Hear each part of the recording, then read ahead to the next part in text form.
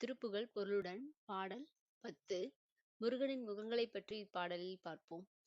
ஏறுமயில் ஏறி அருணகிரிநாதர்.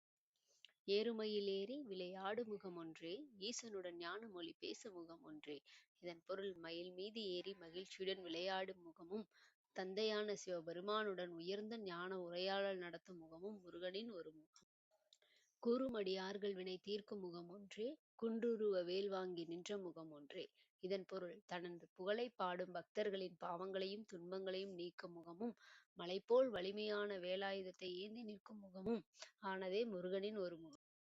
மாறுபடி சூரரை வதைத்த முகம் ஒன்றே, வள்ளியை மனம் புரிய வந்த முகம் ஒன்றே. இதன் பொருள் தீய சக்தியான சூரபத்மன் போன்ற அசுரர்களின் அழித்த முகமும், வள்ளியை அன்புடன் திருமணம் செய்ய வந்த முகமும் முருகனின் ஒரே முகமே. ஆறுமுகமான பொருள் நீ அருள வேண்டும் ஆதி அருணாச்சலம் அமர்ந்த பெருமானே. இதன் பொருள் ஆறு முகங்களாக வெளிப்பட்ட பரம்பொருளே நீ எங்களுக்குள் கருணை அருள வேண்டும். ஆதியாகிய அருணாச்சலத்தில் அமர்ந்திருக்கும் மகா பெருமானே. ஏறுமயிலேறி விளையாடு முகம் ஒன்றே, ஈசனுடன் ஞானமொழி பேசு முகம் ஒன்றே. கூறுமடியார்கள் வினை தீர்க்கும் முகம் ஒன்றே, குன்றுருவ வேல் வாங்கி நின்ற முகம் ஒன்றே. மாறுபடி சூரரை வதைத்த முகம் ஒன்றே, வள்ளியை மனம் புரிய வந்த முகம் ஒன்றே. ஆறுமுகமான பொருள் நீயே அருள வேண்டும் ஆதி அருணாச்சலம் அமர்ந்த பெருமானே.